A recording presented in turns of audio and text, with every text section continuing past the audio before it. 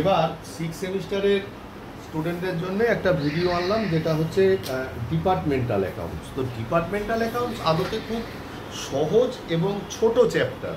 এর আগে করলাম ব্রাঞ্চ। তো ব্রাঞ্চ করতে গিয়ে যেটা দেখলাম কি, যে একটা হেড অফিস, তার আন্ডারে অনেক ব্রাঞ্চ রয়েছে। আর ডিপার্টমেন্টাল হচ্ছে কি, একটা ছাদের নিচে তো দুটো ডিপার্টমেন্ট। আমরা যদি ইছাপুর রাইফেল ফ্যাক্টরির কথা ভাবি, তো ইছাপুর রাইফেল ফ্যাক্টরিতে কি আছে? ইছাপুর রাইফেল ফ্যাক্টরিতে একটা প্রোডাকশন ডিপার্টমেন্ট আছে আর একটা অ্যাকাউন্টস ডিপার্টমেন্ট আছে, বুঝতে পারলি তো?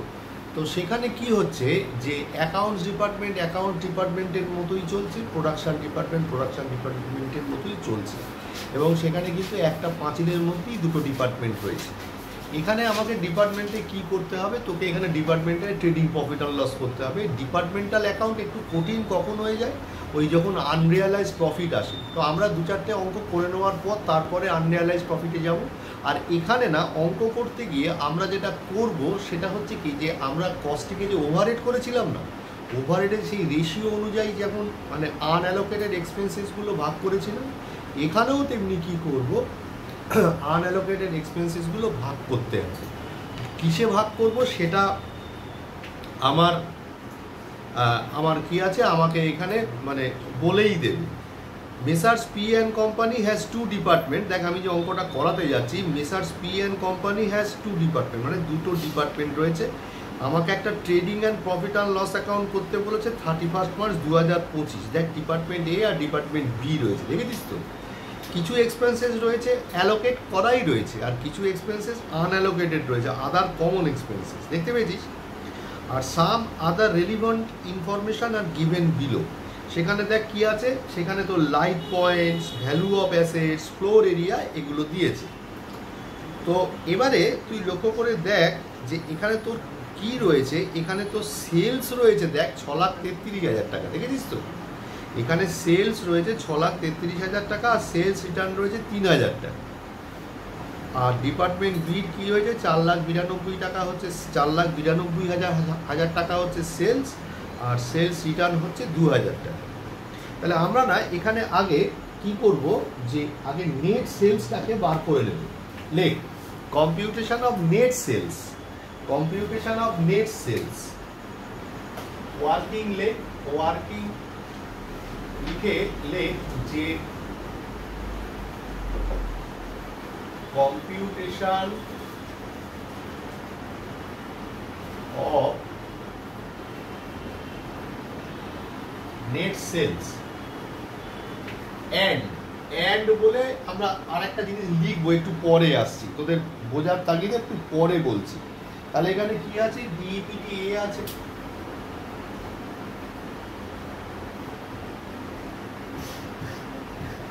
ডিপার্টমেন্ট বি রয়েছে,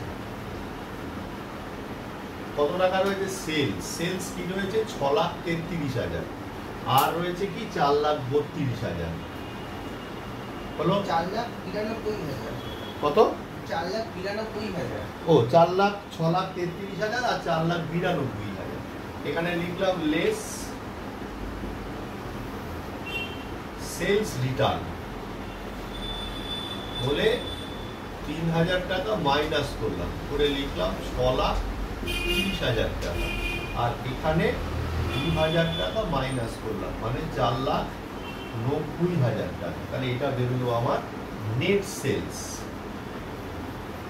ওই যে উপরে অ্যান্ড লিখেছিলাম কেন, তার পেছনে কারণটা হচ্ছে কি, যে এখানে দেখ, এখানে যে আনঅ্যালোকেটেড এক্সপেন্সেসগুলো রয়েছে, সে আনঅ্যালোকেটেড এক্সপেন্সেসের দেখ লাস্ট এলিমেন্ট আছে, দেখ সেলিং এক্সপেন্সেস। একবার দেখা, তাহলে সেলিং এক্সপেন্সেস কার ওপরে হবে, নিশ্চয়ই সেলস রেশিওর ওপর হবে। তাহলে ওই জন্য লিখলাম computation of net sales and sales ratio লিখলাম। তাহলে এবারে কি লিখবো, এবারে আমরা লিখবো হচ্ছে therefore sales ratio,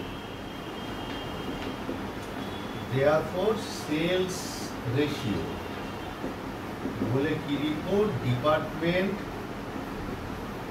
A is to department B, মানে কত হলো 6,30,000 আর হচ্ছে 4,90,000 করে কত হলো 6,30,000, 4,90,000 কেটে গেল, তাহলে কি হলো 7 নং 63 আর 7 7 49, মানে 9:7 হলো হচ্ছে আমার সেলস রেশিও।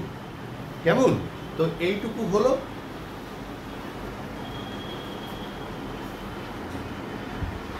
এই কোনটারে এই করতে হয়, বস করতে হয় সমান সমানটা। তো এবারে এই সেলস রেশিও বের করে ফেলবার পর এবারে কি হবে, এই যে আনঅ্যালোকেটেড এক্সপেন্সগুলো রয়েছে না, সে আনঅ্যালোকেট এক্সপেন্সেসগুলোকে এবার মানে ওই ডিপার্টমেন্ট এ আর ডিপার্টমেন্ট বির মধ্যে ভাগ করাতে হবে। তাহলে এবার আবার একটা পয়েন্ট লেখ যে অ্যাপোর্শনমেন্ট, এডিট কর, অ্যাপোর্শনমেন্ট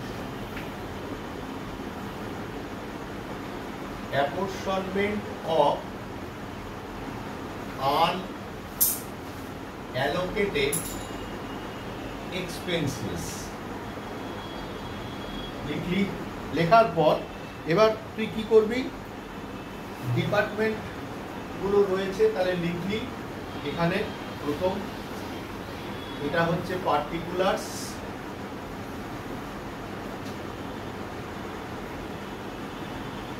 একটা টোটালের ঘর বানা, টোটাল রুপিস, একটা লেখ ডিপার্টমেন্ট এ আর লেখ ডিপার্টমেন্ট বি।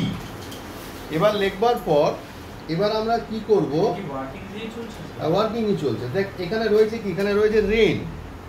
এর আগে যখন ওভারহেড করেছি রেন্ট তুই কিসের ওপর দিই, নিশ্চয়ই ফ্লোর এরিয়ার ওপর দিই, যতটা ফ্লোর অ্যাকোয়ার করে থাকি। তো দেখ এখানে ফ্লোর এরিয়া বলেছে 300:200,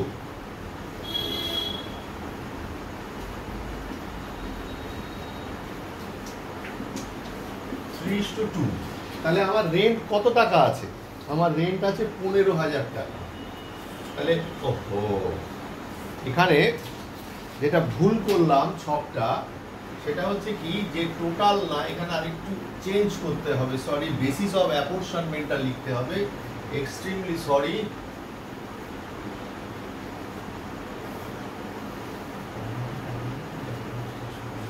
বেসিস অফ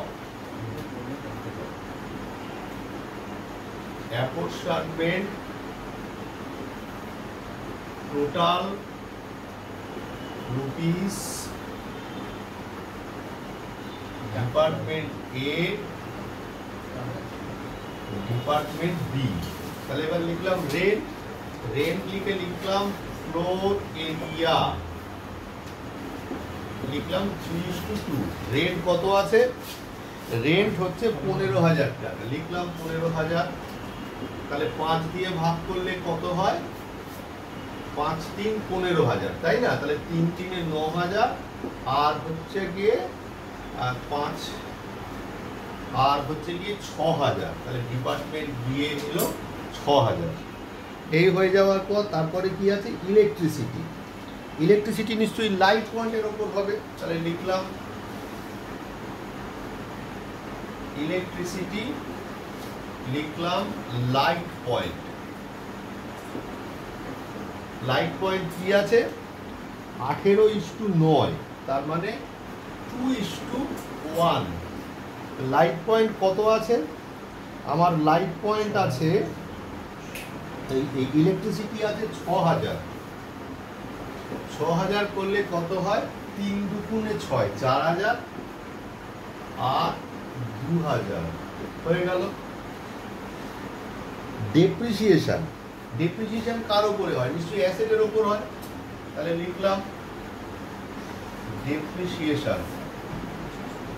ডেপ্রিসিয়েশন কি হবে, ডেপ্রিসিয়েশন বলেছে ভ্যালু অফ অ্যাসেটস এর উপর হবে। তাহলে ঘটনা হচ্ছে কি যে লিখলাম ভ্যালু অফ